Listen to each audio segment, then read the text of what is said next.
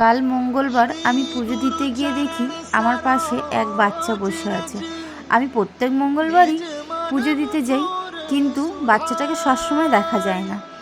তো তবে কালকে আমি তার দেখা পেয়ে ভাবলাম আপনাদেরকে একটু দর্শন করাই। তার কিছু মজার বিষয় আপনারা শুনুন।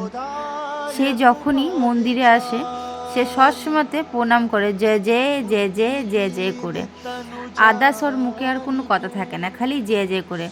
আর বাচ্চাটা এতটাই শান্ত, তাকে আমি কত বিরক্ত করি, কত ভালোবাসি, কত আদর করি, কত চটকাই, সে কিন্তু একটু বিরক্ত হয় না বা একটুও কান্নাকাটি করে না।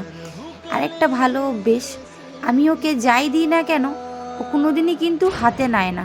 এমনকি আমি আমার ফোনটাও সবসময় ওকে দিতে চাই, কিন্তু সে নেয় না।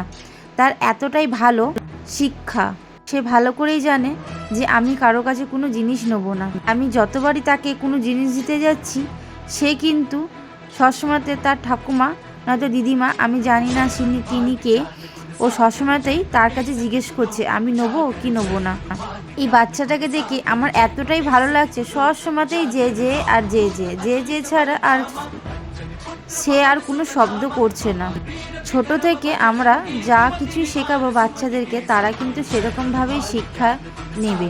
হলো তার স্যাম্পেল, তার মা বাবা ছোট থেকে এরকমই শিক্ষা দিয়েছে যে কারো কাছে কোনো জিনিস নেবে না, কাউকে বিরক্ত করবে না। এই বাচ্চাটাকে দেখে আমার এত ভালো লাগছে। আমি বাচ্চাটাকে দেখছি আর আমার ঘরে একটা গোপাল ঠাকুর আছে, গোপাল ঠাকুর ফটো আছে। আমার সেই গোপাল ঠাকুরের ফটোটা আর এই বাচ্চাটার মুখটা আমার একদম মিশে গেছে। আমার বারবার খালি ওর কথাই মনে পড়ছে। আর একটা কথা ভাবছি যে আমার ঘরে যেই বাচ্চাগুলো আছে, সেই বাচ্চারা এক সেকেন্ড তো বসতে দেবেই না, উপরন্ত কান্নাকাটি চিৎকার ঝামেলা করবে।